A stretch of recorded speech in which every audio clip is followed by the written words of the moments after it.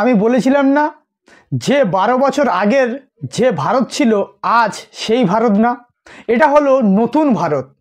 আজ সংসদে অমিত শাহজি, ভারতের স্বরাষ্ট্রমন্ত্রী, উনি রোহিঙ্গাদের বিষয়ে এমন একটা কথা বলেছেন, সত্যি মানা যায়, ওনাকে স্যালুট করা দরকার।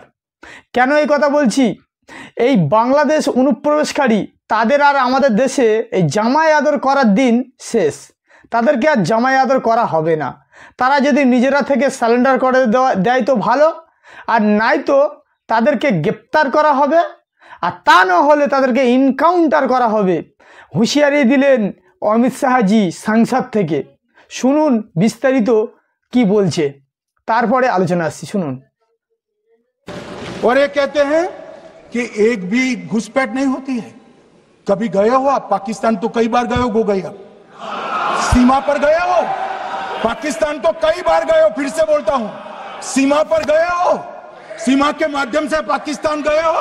हमारे जवानों की कठिनाई देखो साहब, -43 डिग्री में पहाड़ पर रहकर नदी नालों के बीच में चौकी करते हैं। कोई घुस गए तो क्या हुआ? कोई घुस गया वो बचेगा नहीं। यहां हम उसको या तो अरेस्ट करेंगे या तो एनकाउंटर में वो मारा जाएगा, बचेगा कोई नहीं। इनको सीमा की भौगोलिक कठिनाइयां मालूम नहीं। वहां मान्यवर कई नदी नाले हैं, वेग से पानी आता है, -46 डिग्री टेम्परेचर है, नीचे सुरंगें बनाते हैं, और ये तो ऐसे कह रहे हैं घुस गए। अरे भाई, आपके मन में तो, आपके समय में तो घुसने की जरूरत ही नहीं थी। आप बुलाते थे वीजा देकर, क्यों घुसेंगे? घुसने की जरूरत ही, जैसे आप पाकिस्तान जाते हो वैसे वो यहां आते। मानवर, अब ये कैसे हमें पूछ सकते हैं? मानवर দর্শক, ভিডিওটা দেখলেন। এইবার একটা মেন পয়েন্ট বলি। যারা বিরোধী আছে তারা কি বলে যে মিলিটারি তো আপনাদের হাতে, বর্ডার তো আপনাদের হাতে, তাহলে এখন কেন অনুপ্রবেশ ঢুকছে, এখন কেন ঢুকতে পারছে?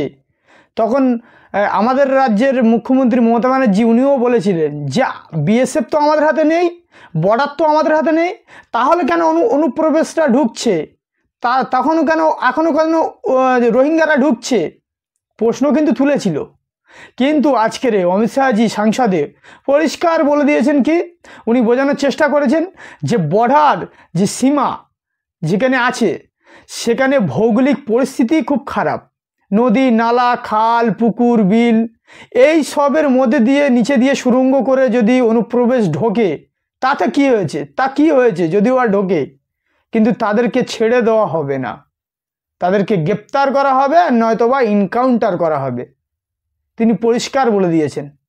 এবারে যারা ওই বর্ডারে, উনি বলেছেন যে বর্ডারে তো তোমরা কোনোদিন যাওনি, গিয়ে দেখো বর্ডারের পরিস্থিতি কিরকম ভৌগোলিক পরিস্থিতি।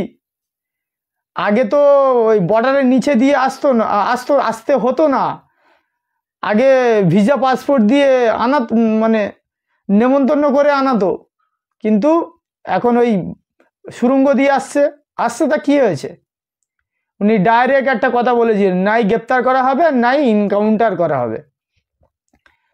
এবারে রোহিঙ্গাদের আর আমাদের দেশে জামাই আদর করা হবে না, জামাই আদরের দিন শেষ, বুঝতে পারছেন?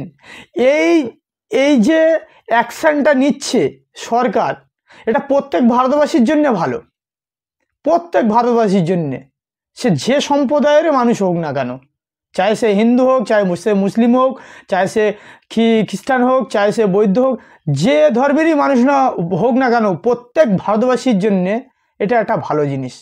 কিন্তু মনে হয় আমাদের রাজ্যের মুখ্যমন্ত্রী চায় না, উনি চায় না। যদি চাইতো তাহলে এই পশ্চিমবঙ্গ থেকে রোহিঙ্গাদেরকে ধরে কেন আপডেট দিচ্ছে না যে আমরা এত রোহিঙ্গাকে ধরেছি, এত জনকে পুশ করা হোক, কেন আপডেট দিচ্ছেন না? আরে আপডেট দেবে তো দূরের কথা, যে এসআইআরতে যে নাম সংশোধন হবে, নির্বাচন কমিশনার যেটা বলে দিয়েছে, সেখানে মমতা ব্যানার্জি বলছেন যে হাম नहीं करने देंगे, अगर करेगा तो पूरा कमिश्नर घेराव करेंगे। এই যে কথাটা না আমার দিমাগে এখনো পর্যন্ত ঢুকিনি। কেন রে ভাই? দেশকে ভালোবাসে না, নিজের রাজ্যকে ভালোবাসে না? তাহলে যদি যারা ফেক ভোটার আছে, যারা রোহিঙ্গা ভোটার আছে, তাদেরকে ছেটে ফেলে দেবে, এটা তো ভালো কথা।